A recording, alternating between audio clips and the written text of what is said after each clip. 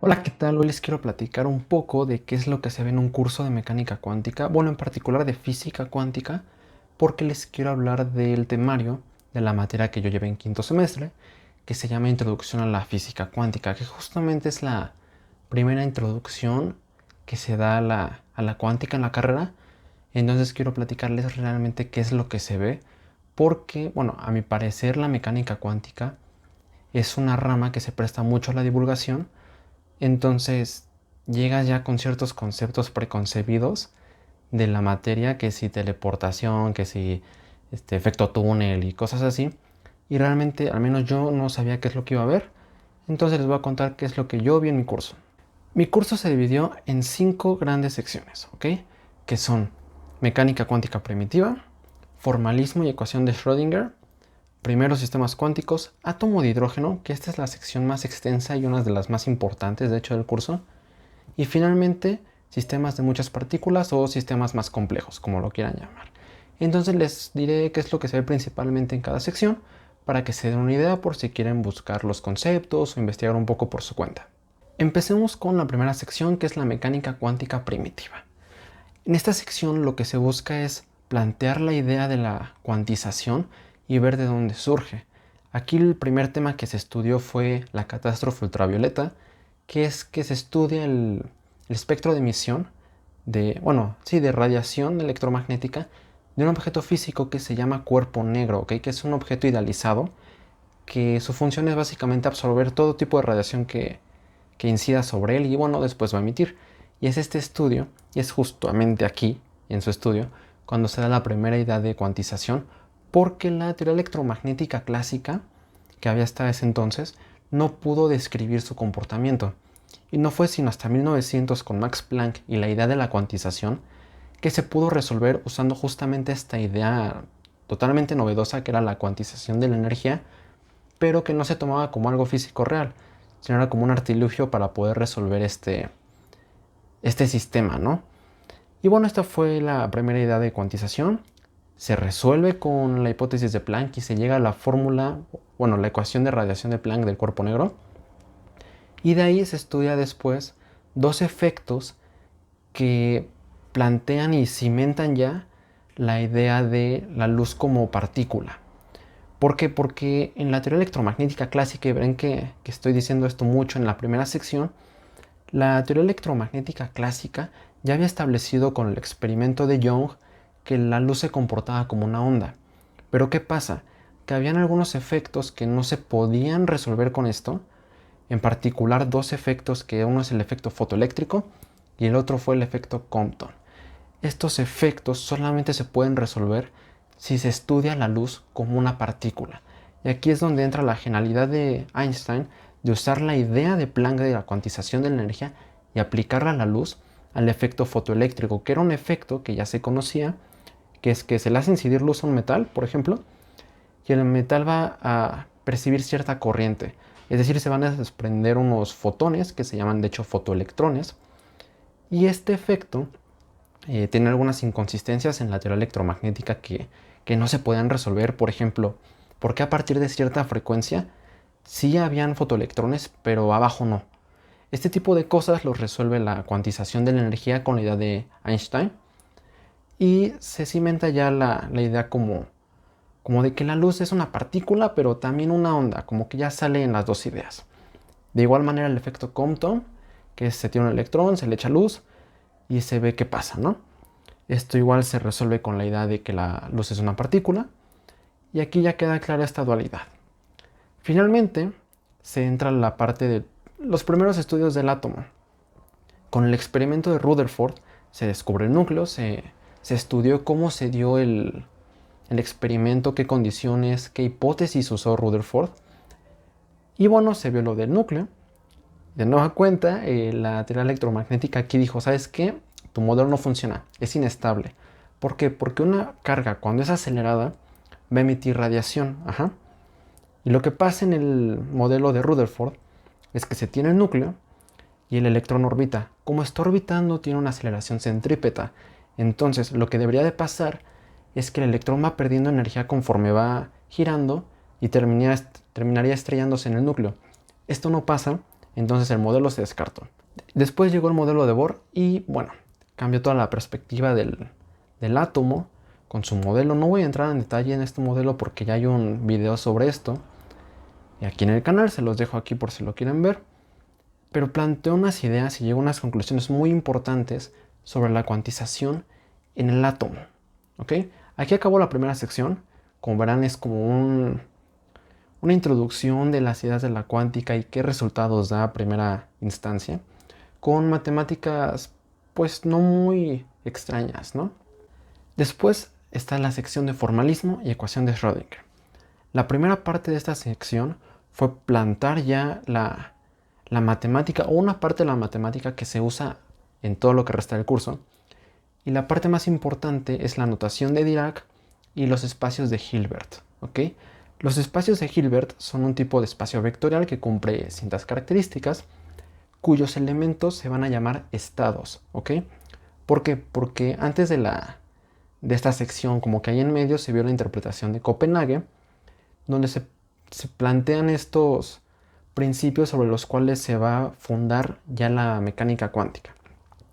Entre ellos está, por ejemplo, que un sistema cuántico tiene su estado, y este estado, que es un elemento del espacio vectorial de Hilbert, del espacio de Hilbert, contiene toda la información de nuestro sistema, ¿ok? Entonces se dan las nociones aquí de espacios de Hilbert, de estados, de funciones de onda y demás, y surge algo que se llaman operadores, que los operadores son objetos matemáticos que van a actuar sobre nuestros estados, ¿ok? Por ejemplo, está el operador de energía, el operador de aniquilación, el de creación y demás, y se estudian los operadores que son hermitianos o autoadjuntos, que básicamente son aquellos que su adjunto es el mismo. No voy a entrar mucho en detalle en eso. Y este tipo de operadores representan cantidades físicas medibles, o sea, cosas que se pueden medir en un laboratorio. Están, por ejemplo, la posición, el momento, la energía. Todos estos operadores resulta que son hermitianos y son de gran interés, pero después se van a ver operadores que no van a ser hermitianos, como el de aniquilación y creación, que no representan nada en el mundo físico y no son medibles, ¿ok? Ya se dan las matemáticas necesarias y se llega a la ecuación de Schrödinger, ¿ok? Aquí se estudia un poco sus propiedades, la función de onda en el espacio de posiciones o en el espacio de momentos, porque lo puedes estudiar de ambas formas, y cómo se relacionan entre sí a través de una transformada de Fourier, ¿ok? Esta sección básicamente se dan estas nociones, porque en la siguiente sección, que ya son primeros sistemas cuánticos, se analiza el comportamiento de la ecuación de Schrödinger bajo diferentes situaciones físicas, ¿no? Por ejemplo, lo primero que se estudia son los pozos de potencial, que son regiones del espacio en donde se tiene un potencial, por ejemplo, puede ser electrostático, y se resuelve la ecuación, ¿ok? Entonces se van a estudiar, por ejemplo, pozos infinitos, que se traduce en restringir tu partícula que solo bueno, en el caso unidimensional, solo se pueda mover en una sola línea, y en el caso tridimensional sea, por ejemplo, en una región de un plano, y ver cómo se comporta y qué soluciones tiene. Y ya se ve su función de onda, sus energías y todo esto, ¿no?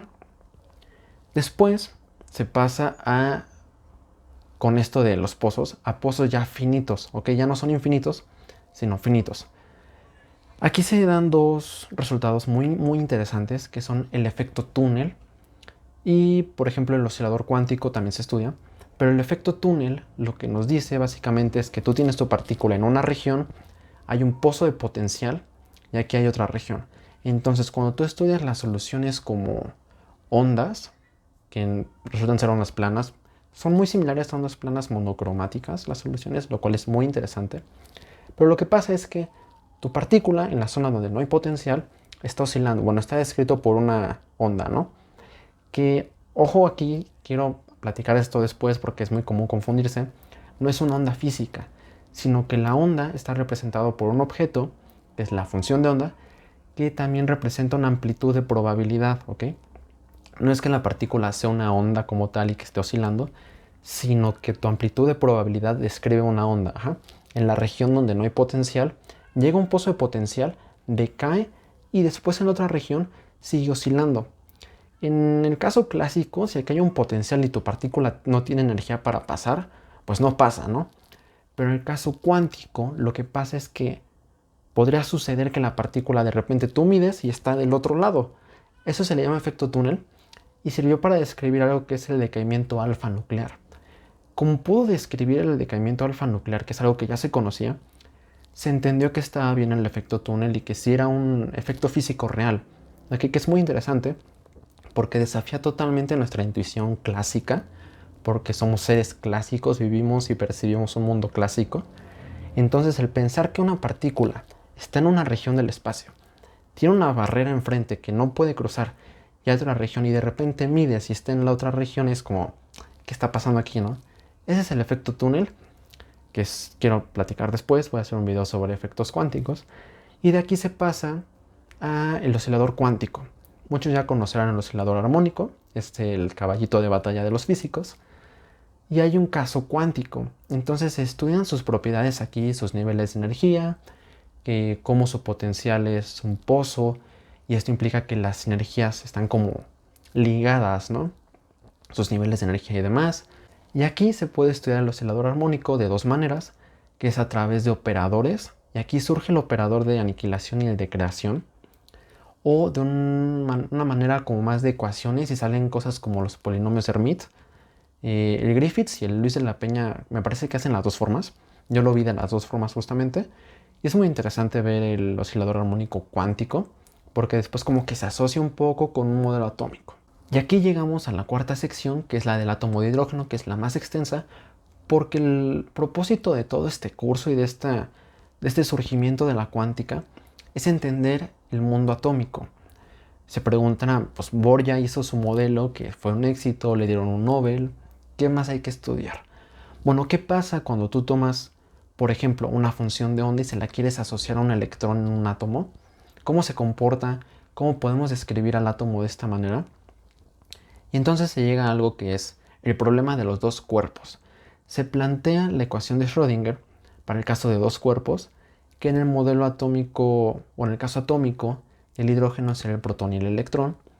Y algo que a mí me fascinó aquí es que cuando tú planteas este problema y dices, ok, tengo dos ecuaciones de Schrödinger, ¿cómo le hago yo para resolver esto? Dices, bueno, supongamos que yo puedo separar variables y puedo hacerlo a través de separación de variables. Y luego otra suposición muy fuerte es, yo siempre me puedo poner mi marco de referencia en el centro de masa del sistema, que por lo tanto para mí no tendría pues movimiento, no habría dinámica ni nada. Y haciendo todas estas suposiciones, que son suposiciones físicas, se llega a que toda la dinámica del átomo de hidrógeno está codificada en la función de onda del electrón. Es decir, si yo logro construir esa función de onda del electrón y describir al electrón, voy a describir a todo el átomo de hidrógeno, lo cual es fascinante porque entonces un problema que eran de dos cuerpos, que es el protón y el electrón, se redujo a nada más estudiar al electrón. Y bueno, una gran parte de esta sección se trató en resolver la ecuación de Schrödinger y surgen cosas ya bien fumadas, como son los polinomios de Laguerre, polinomios de Legendre. Todos estos, como se dan cuenta, son nombres franceses que pues mi pronunciación está medio chafa, pero es toda una escuela de franceses que es Hermite, Laguerre, Legendre. Todos estos es una escuelita de polinomios y funciones especiales que surgen en la física cuántica y en el estudio del átomo de hidrógeno, lo cual es fascinante, porque estos matemáticos, sin saber que hacían física ni nada, lograron dar las herramientas para nosotros poder resolver la función, bueno, la ecuación de Schrödinger y llegar a la función de onda del electrón. Y se llega a una cosa bien macabra que tiene tres índices y ya está muy feo. Surgen tres números cuánticos que son n, que es el número cuántico principal, m, que se le asocia como número cuántico magnético, y L, que es el número cuántico orbital. Ok, aquí se tienen entonces tres números cuánticos que van a describir los estados de mi átomo de hidrógeno. A través de la resolución de las ecuaciones y funciones especiales que les dije, surgen ciertas reglas para estos números, ¿ok? Que se conocen como reglas de selección. Es decir, cómo tienen permitido cambiar los números. Por ejemplo, m solamente va a tener permitido o subir uno, o bajar uno, o quedarse igual. Es decir, si m es igual a 3, a través de una emisión de un fotón, por ejemplo, solamente va a cambiar a 2, ¿no? O sea, bajarle 1 o se puede quedar igual. Por otro lado, L solamente puede subir o bajar 1, no se puede quedar igual. Estas se llaman reglas de selección y aquí ya se construye la función de onda del electrón para el caso del átomo de hidrógeno.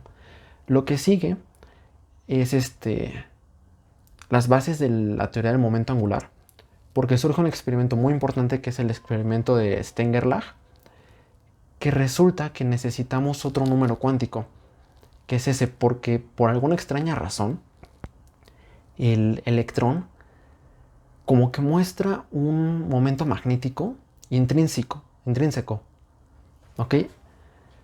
¿A qué se refiere esto? Ok, el electrón está orbitando alrededor del protón, ¿ok? Y como el electrón es una carga, se modela como un dipolo magnético. Entonces tiene un cierto momento magnético. Eso es teoría clásica electromagnética de toda la vida. Sin embargo, el experimento de Stenger-Lagh muestra que el electrón realmente tiene otro momento dipolar, intrínseco, que va a valer menos un medio o un medio de h barra, ¿ok? Que es la constante de Planck reducida. Y se da cuenta de que entonces necesitamos otro número cuántico que va a ser el spin. Aquí surge el spin y se estudia bastante, pero muy importante es decir que es un concepto totalmente cuántico, ¿ok? En el curso se hizo mucho énfasis en no pensarlo como una carga o algo que está girando porque no está girando. Entonces es algo que tiene y pues ni modo. O sea, como es electrón, tiene spin. Y lo que sigue es entonces estudiar ciertos efectos que se conocen como efecto Zeeman normal y efecto Zeeman anómalo, ¿ok? El efecto Zeeman normal es que si yo pongo mi átomo de hidrógeno en un campo magnético, lo que va a pasar es que las líneas de emisión se van a dividir en 3, en el caso normal. Y esto se va a explicar a través de las reglas de selección, ¿ok? Entonces, cuando yo tengo un átomo de hidrógeno en un campo magnético, las reglas de selección me van a decir que la línea de emisión de mi átomo, en lugar de ser una, se va a dividir una en 3. Y si recuerdan, las reglas de selección para M son subir 1, bajar 1 o quedarse. Es decir, quedarse, subir 1 o bajar 1. Esto se explica con las reglas de selección, pero resulta que habían cosas que no cuadraban. Es decir, habían líneas que se dividían en 2 o en más de 3. Y a esto se le llamó efecto Zeeman anómalo. Y es aquí donde entra el spin que mencioné anteriormente, porque entonces va a existir algo que se va a llamar acoplamiento spin-órbita, ¿ok? Esto lo que quiere decir es, recuerdan que dije que el electrón tiene un momento magnético por estar girando y que además tiene uno intrínseco, que es el spin. Entonces este que es intrínseco se va a alinear con el propio que está generando el electrón al girar. O sea, es decir, el spin está interactuando con el electrón que está girando, o sea, consigo mismo. Y esto lo que va a hacer es que realmente lo que está sucediendo en las líneas de emisión es que no es una, sino que son más. Y aquí va a surgir una constante que se llama constante de estructura fina. Después sigue la estructura hiperfina, pero eso no lo vimos, es estructura fina.